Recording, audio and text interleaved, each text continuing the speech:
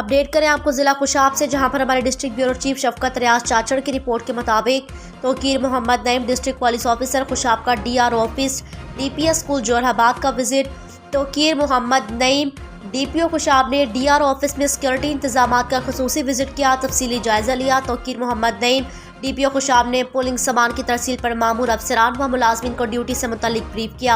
हर polling station का सामान presiding officer की निगरानी में पुलिस और पाक आर्मी के एहलकारों की हिफाजत में पोलिंग स्टेशन तक पहुंचाया जाएगा। तोकीर मोहम्मद नईम डीपीओ खुशाब ने जनरल इलेक्शन के पुरअमन इनेकाद के लिए तमाम इंतजाम का बगौर जायजा लिया, जरूरी हदायत भी की। मुलाजमीन की वेलफेयर का ख्याल रखते हुए पोलिंग मटीरियल की तरसील पर मामूर तमाम पुलिस अफसरान मुलाजमान को डीआर ऑफिस, डीपीएस स्कूल और डीआर ऑफिस रोडों में खाना भी तकसीम किया। फिलवक्त के लिए इतना ही। मजीद खबरों के लिए देखते रहें बाग सिटी 7 न्यूज़।